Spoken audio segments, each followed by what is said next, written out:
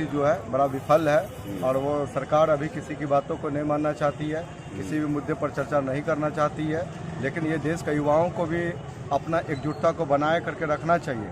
जरूरी नहीं कि सरकार जो चाहेगी उसके हम उनका तोता बन के फिरेंगे, ठीक है। अगर हमारा आवश्यकता पड़ेगा और हमारी लड़ाई की आवश्यकता पड़ेगा तो हमारा माननीय श्री गोपाल मिश्रा जी भी कहा है कि ये जो लड़ाई है ये लड़ाई वाकई में भर्ती प्रक्रिया है और तरह का विभिन्न तरह की चीज़ें, इसको जल्द से जल्द इसका निपटारा करना चाहिए। हम लोगों का मांग है जो बचे हुए सीट रेल अप्रेंटिस छात्रों को मिलना चाहिए और अगर ऐसे करने में विफल होते हैं, इसी तरीके से कोटा अगर रिजर्व मेरा बार खाली जाता है तो उनको पुराने जीएम पावर से बहाल करना चाहिए।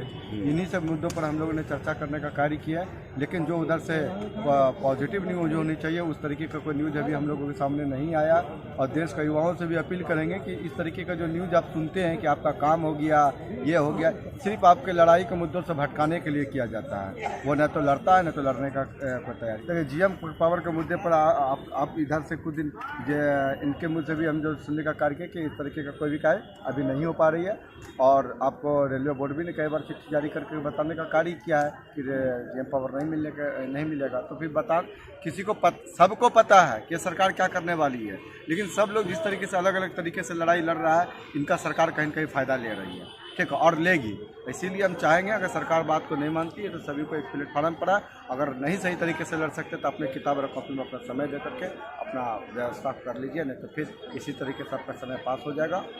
तो जो लड़के का एज एक्सपायर कर गया है उनके बारे में क्या कहा है? उन पर भी बात हुआ, लेकिन वो भी एक मुद्दा है, उन पर जटिल मुद्दा है, लेकिन प्रयास है उनका करा देने का। लेकिन अभी जब तक कोई चीज़ का अंतिम फैसला पर कोई लिखित सरकार का और सरकार के प्रशासन के द्वारा नहीं आ जाता तब तक यह लड़ाई का विषय ही। आने वाला वैकेंसी पर जो बात हुई है उसमें भी हम लोग कहें कि 55 साल तक वैकेंसी पर लेट करता है, ये बड़ा दुर्भाग्य की बात है। लेकिन अभी तक वो सरकार समझ लीजिए देश के युवाओं का हर डिमांड पर सरकार का सोच जो है कोई स्पष्टीकरण अभी तक नहीं दिख रही है।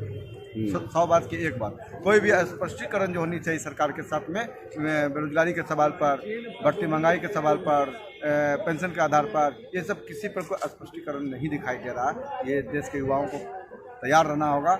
ये अगर सरकार भर्ती प्रक्रियाओं को चुनाव से पहले जल्द से जल्द नहीं करती और अप्रेंटिसों को सही दिशा पर कार्य नहीं करती है तो हम लोग वोट का बहिष्कार भी करेंगे और सरकार को भी इसका जवाब देने का कार्य करेंगे।